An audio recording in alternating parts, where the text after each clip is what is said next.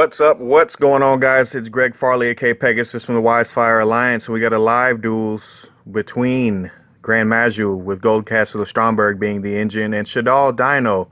This was the finale of the Legends League tournament hosted by the Wisefire Alliance. Shout out to Zombie Queen for her absolutely, and I mean amazing artwork of some of the custom art on the God cards and the Exodia, the legendary card as well. Thought it was really, really cool. But without further ado, let's jump straight into the duel. Ruben, aka AR007, actually makes a mistake right off the bat, which I hadn't quite made it into the game. But yeah, you can activate it one day in the same turn that you can activate Pot of Extravagance, but it actually doesn't impact the game that much. Slightly, but not that much, I guess. But anyway, he goes on to activate Stromberg, then he specials Hextrude with Hextrude. I guess if it's free to normal if you have Golden Castle in your field zone, and then he banishes 8 for the Gizmek Orochi and the Serpentine Sky Slasher. I wanted to get the full name out there. And then he overlays, and he has kind of a rank 8 play that he's going for, which is the number 97 play in a lot of rank 8 decks, where you can summon out another number monster and then slap another number monster on top of that. And I believe he goes for Heart Earth Dragon, if I'm not mistaken. It actually took a second because I kind of wanted to break down this card. This card is very, very interesting, and a lot of people always asked about the card, but I had never actually quite seen it till I saw this game. And then I went into the lab myself because I thought that was really, really broken. But yeah, he goes on to summon Hard Earth Dragon, which is really, really worth it. He normal summons Overraptor to go and grab the Ultimate Conductor Tyranno. And then he kind of took his time, and I believe he was kind of thinking out his lines of play, which, you know, it definitely does. But a Hard Earth Dragon, it banishes everything in the end phase on your opponent's side of the field if it's still there, which it can still be there because it has an effect to really stick itself to the field, which is really, really, really powerful. But yeah, moving on, he goes on to activate El Shaddoll Fusion and then summon Winda, dumping the Overtext that he probably shouldn't have had, but it wouldn't have mattered because he would have made Winda regardless, and probably popped the Golden Castle, I would say.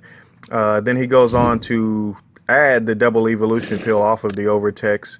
And then he links off those 2 monsters to go on to summon the new Predaplant, Verte Anaconda, which is an interesting card. A lot of people are misplaying it online. I've noticed it repeatedly over and over and over again. Then he adds the Shaddoll Fusion that went into his grave. And then from there, Shaddoll Fusion is going to dump 2 cards, which is going to help him summon an App Clone.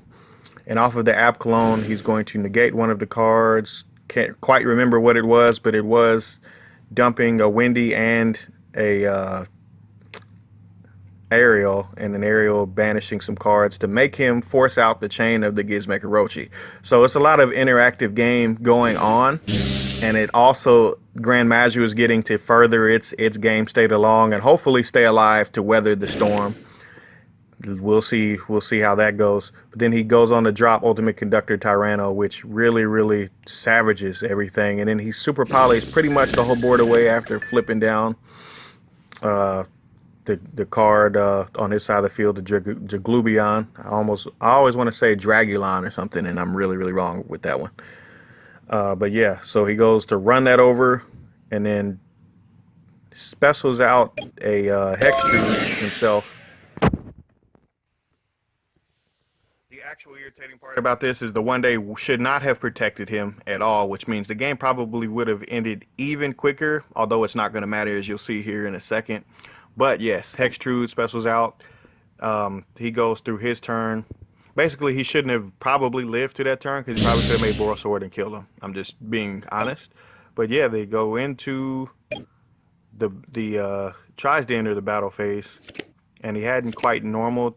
He was trying to work his way around Conductor, but he can't because he said at the end of the main, he'll blow up the Dino, which is the Aeolo in his hand. Then he tries to normal, and he says, no, no, no, no, no.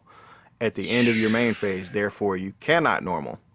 So that was really interesting.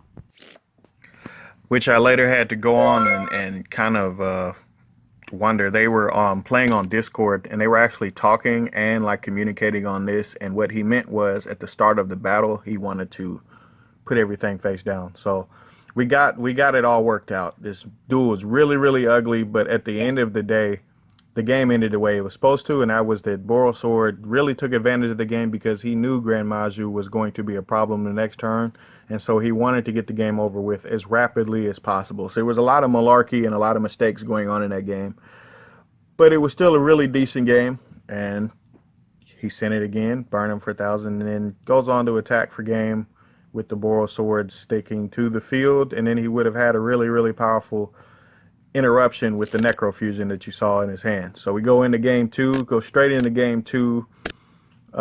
Yuri opens really, really well, and there actually is a slight misstep in this turn after the Desires. Allure gets ashed, he activates the Desires, he draws in some more cards. The other cards being Terraforming and Thunderbird. He still has a Necroface, which is going to actually matter, I guess. It's kind of strange. It's a strange build to the deck. I usually like to see Gren Maju kind of simplified because it really gets the job done with the dangers, but I guess you have to adjust to something. So once again, he drops the Hextrude for free off of a normal summon, and he activates, Yuri activates Trap Trick and Shaddoll Games. For some reason, it kind of got like disconnected the two, but he clearly said chain. And then he Shaddoll Games dumps 2 Shaddoll monsters, the Squamata and the Hedgehog, to be able to summon out a Winda, and then from there it just his entire turn gets interrupted. From there, after that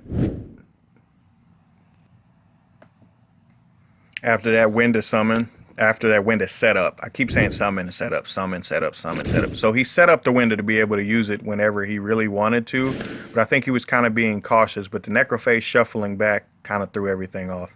Also, another mistake made by RUBEN here. He summoned off of Jackalope. He Nessie to get Jackalope and Jackalope to get Bigfoot. However, Bigfoot should be in defense position, but he really needed it to grab an 8.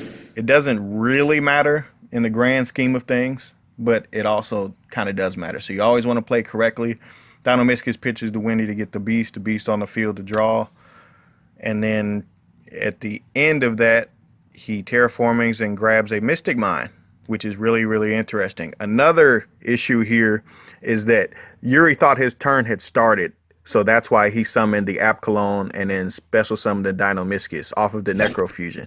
He was ready to summon it, and he didn't quite get to summon it, you know, because he thought he had passed turn, and it was sitting on end phase for a second. So anyway, Yuri goes into his combo plays. He summons Verte Anaconda. He has a Trick Clown on the field that he's going to pay 1,000 for. He has a Ghost Ogre face up on the field with the Construct, and all those cards being linked away. He summons the BLS Link, which is really, really powerful push play.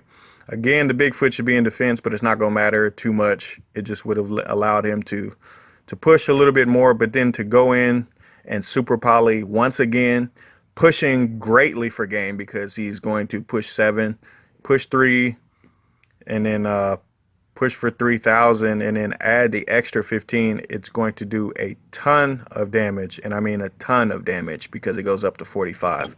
And that was pretty much that. You know, the Super Poly cleared the way for the game, and that was pretty much how the game turned out. So Yuri actually boils down to winning the game. It was kind of an ugly game, you know, but these two are they're both really, really good players. Yuri is one of the newest members of the Wildfire Alliance, so we appreciate him for joining the team, and then he instantly won a tournament right off the bat, and he gets the first choice of those awesome God card custom arts. Appreciate you guys for tuning in. I'm going to do more of these, but we're going to do more in real life duels under quarantine rules. You know, we're obviously going to respect what's going on in the social climate today. Appreciate you guys for tuning in, man. Can't say enough about how much we appreciate everybody that views. Yes, there are plenty of mistakes in this duel, but the correct outcomes happen in both, so we got to roll with that. And that was the finals. Shout out to Zombie Queen for her amazing artwork. Shout out to the Wildfire Alliance. Shout out to Maydu Gaming. Shout out to Ink Gaming. Everybody stay safe. I'm out. YG baby.